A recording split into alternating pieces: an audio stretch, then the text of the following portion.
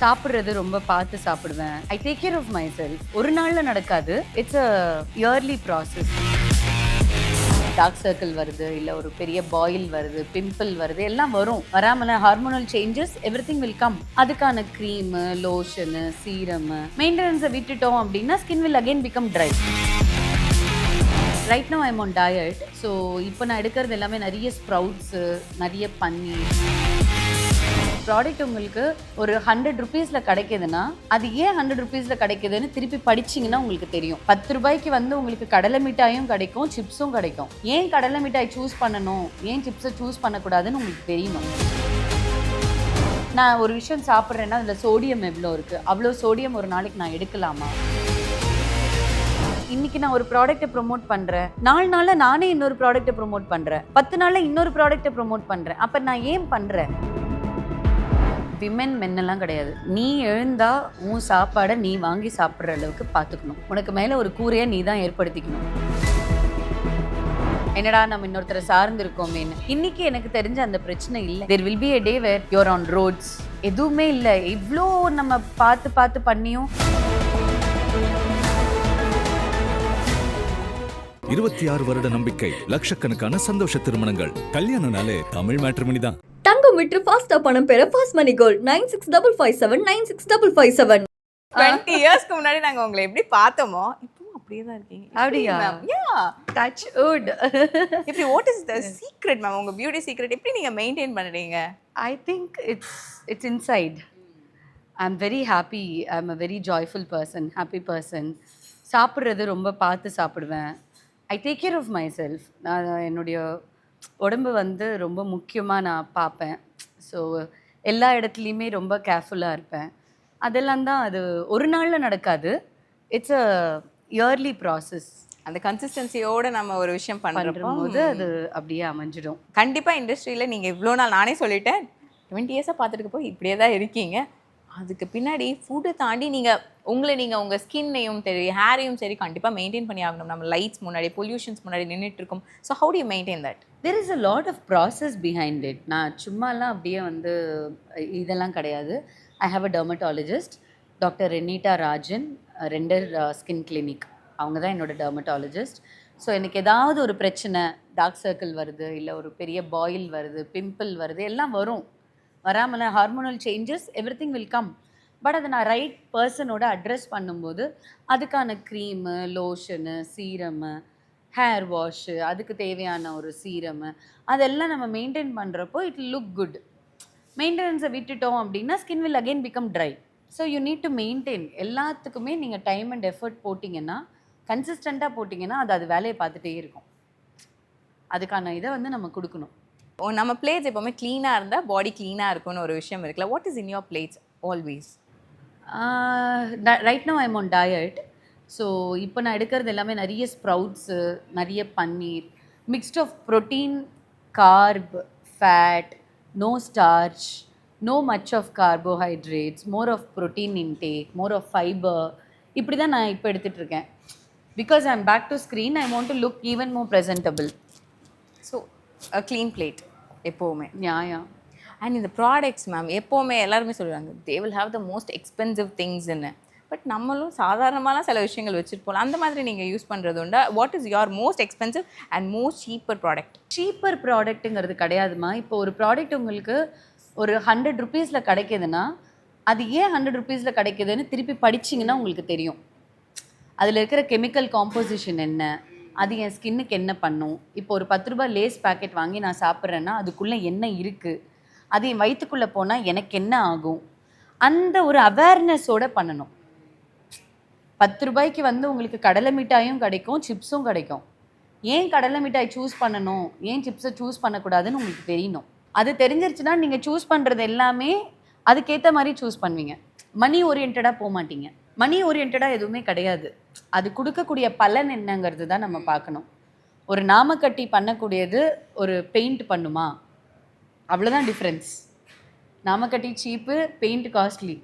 But நாமக்கட்டி கொடுக்குற விஷயம் paint கொடுக்குமா, அந்த டிஃப்ரென்சியேஷன் எல்லாத்துலேயுமே ஒரு அண்டர்ஸ்டாண்டிங் இருக்கணும்.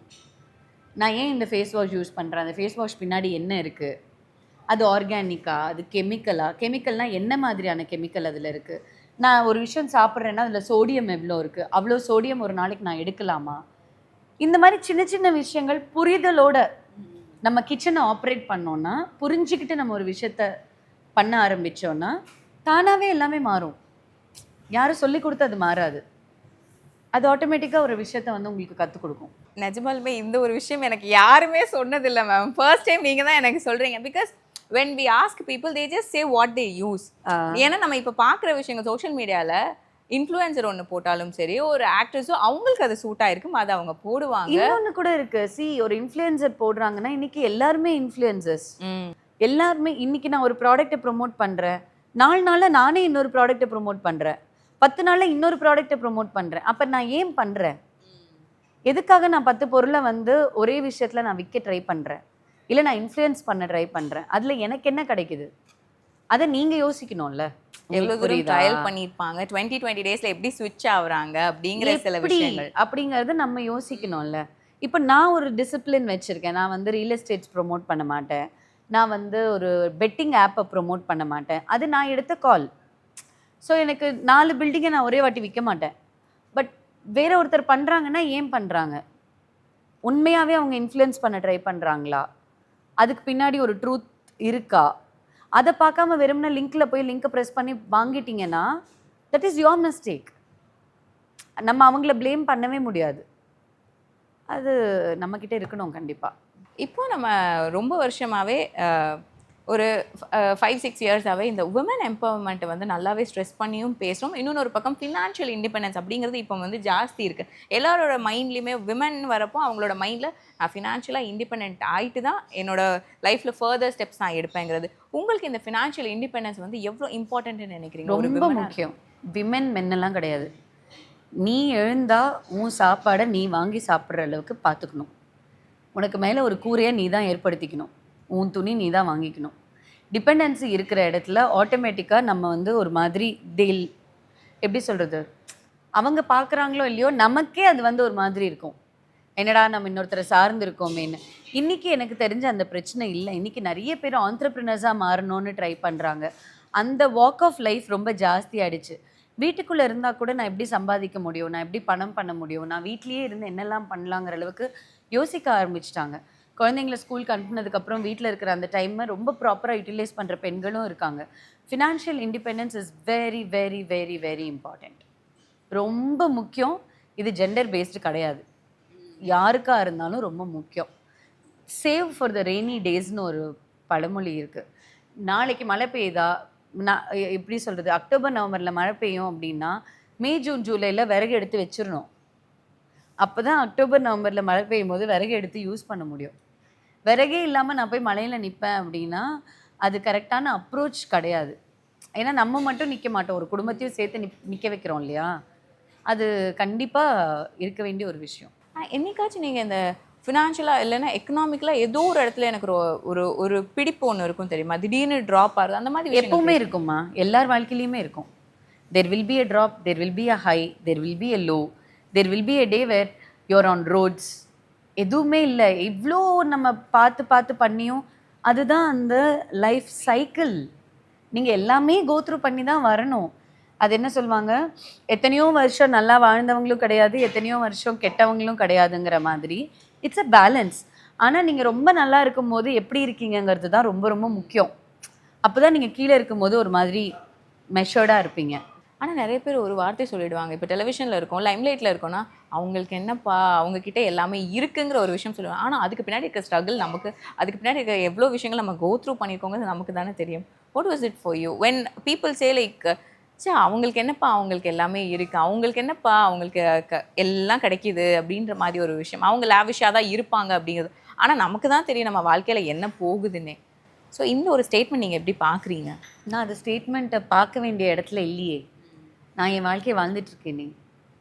அது உட்காந்து அதை கவனித்து அதுக்கு ஒரு இம்பார்ட்டன்ஸ் கொடுத்து அதுக்கு ஒரு பதில் சொல்லி நான் அப்படி கிடையாது.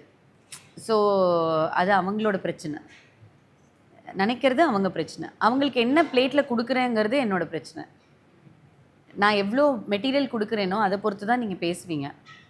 அது என் கையில் இருக்குது. அதை மட்டும் நான் கரெக்டாக பார்த்துக்கிட்டா போதும்னு நினைப்பேன். ஏன்னா இப்போ வந்து விமன் நிறைய பேருக்கு வந்துட்டு லைக் ஹவுஸ் விமன்ஸாக இருக்கட்டும், நம்ம வீட்டில் இருக்கிறப்போ நிறைய பேர் கிட்ஸாக இருக்கட்டும், நம்ம ஃபேமிலியை வந்துட்டு ப்ரையாரிட்டைஸ் பண்ணிட்டோன்னா நமக்கு ஆசைகள் என்னவாக இருந்தாலும் நம்ம ஆண்டர்ப்ரனராக இருக்கணும்னு நினச்சா கூட சிலவங்க வர மாட்டாங்க. சரி, எனக்கு என் ஃபேமிலியை பார்த்துக்கணும், என்னோட குழந்தைங்களை பார்த்துக்கணும். அந்த மாதிரி இருக்கிற பெண்களுக்கு நீங்கள் என்ன சொல்ல விரும்புவீங்க? உங்களுடைய லைஃப் எப்படி இருக்கோ, உங்கள் அமைப்பு எப்படி இருக்கோ, அதில் எத்தனை மணி நேரம் உங்களால் எடுத்துக்க முடியுமோ அந்த டைமில் ஏதாவது பண்ண முடியும்னா கண்டிப்பாக பண்ணுங்கள். அப்படி உங்களுக்கு டைமே கிடைக்கல, அப்படி ஒரு அமைப்பே இல்லை அப்படின்னா பொறுமையாக காத்திருந்து அதை அமைச்சிக்கிட்டு அதுக்கப்புறம் அதை பண்ணுங்கள். இன்னியோட லைஃப் முடிஞ்சிட போகிறது இல்லை. லைஃப் இருக்குது, ஒரு ட்ராவல் இருக்குது, ஒரு ஜேர்னி இருக்குது. ஸோ நீங்கள் உங்கள் ஃபேஸஸை ஃபிக்ஸ் பண்ணி இப்போ இது முடியலையா, நான் இப்போ அதை பண்ணிக்கிறேன், இதுக்கான டைம் எனக்கு இவ்வளோ தேவைப்படுது, அதை நான் ரெடி பண்ணி நான் பண்ணிக்கிறேன் அப்படின்னு நம்ம பிளான் பண்ணோன்னா கண்டிப்பாக நடக்கும். நடக்காதுங்கிறது எதுவுமே கிடையாது. எல்லாத்தையும் தாண்டி டைம்னு ஒன்று இருக்குது, அது ஒரு முடிவு எடுக்கும். ஒரு இடத்துல உங்களை முடக்கி போடணும்னு முடிவு பண்ணிருச்சுன்னா நீங்கள் முடங்கி உட்காந்து தான் ஆகணும். நீங்கள் என்ன பண்ணாலும் உங்களால் வெளில வர முடியாது. ஏன் வரலன்னு உங்களுக்கே தெரியாது. ஒரு நாள் வரும், எல்லாம் உடச்சி போட்டு தூக்கி போட்ட மாதிரி ஒன்று நடக்கும். நீங்கள் நினச்ச எல்லாமே உங்கள் கையில் கிடச்சிரும். அதுவும் ஏன்னு உங்களுக்கு தெரியாது. அதுதான் லைஃப், அதுதான் பியூட்டி ஆஃப் லைஃப். அதை அக்செப்ட் பண்ண பழகுங்க, அதை ஏற்றுக்க பழகுங்க. உங்களுக்கு பிடிக்காத விஷயம் உங்கள் வாழ்க்கையில் நடக்கும்போது ஏற்றுக்கோங்க. அந்த பக்குவத்தை கொண்டு வந்தீங்கன்னா நாளைக்கு பிடிச்ச விஷயம் நடக்கும்போது நீங்கள் அதை வந்து வேறு மாதிரி பார்ப்பீங்க. ராசி பலன் பாருங்கள், தப்புன்னு சொல்லலை. அது ஒரு ப்ளூ பிரிண்ட்டாக உங்களுக்கு சப்போர்ட் பண்ணும். அது ஒரு ஃப்ளோ சார்ட், ஒரு ஸ்கெலிட்டன் உங்களுக்கு கிரியேட் பண்ணும். அது வச்சுக்கோங்க, அது இல்லைன்னா நான் சொல்லவே மாட்டேன். பட் அதையும் மீறி உங்கள் வாழ்க்கையில் ஒன்று நடக்கணும்னா அது நடக்கும். உங்களால் தடுத்து நிறுத்த முடியாது. You are nobody to stop it. When that happens, you have to go through it. But go through it gracefully. அதை கடந்து போகிறது வந்து கொஞ்சம் ஒரு அக்செப்டன்ஸோட, இதை நான் ஏற்றுக்கிறேங்கிற ஒரு மனப்பக்குவத்தோடு அதை க்ராஸ் பண்ணிங்கன்னா ரொம்ப அழகாக அதை கடந்து வந்துடுவீங்க. நீங்கள் எதுக்கு நம்மளை போட்டு சஃபர் பண்ணிக்கணும்? ரெண்டுமே நம்ம கையில் தானே இருக்குது. அதை ஏற்றுக்கிறதும் என் கையில் தான் இருக்குது, ஏற்றுக்காததும் என் கையில் தான் இருக்குது. ஏற்றுக்கிட்டு போயிட்டா இன்னும் கொஞ்சம் பெட்டராக அதை நான் தாண்டிடுவேன்ல. எதுக்கு சஃபர் பண்ணிக்கணும்? 26 வருட நம்பிக்கை, லட்சக்கணக்கான சந்தோஷ திருமணங்கள். கல்யாணம்னாலே தமிழ் மேட்ரிமோனி தான். தங்கம் விற்று ஃபாஸ்டா பணம் பெற ஃபாஸ்ட் மணி கோல்ட் 9655796557.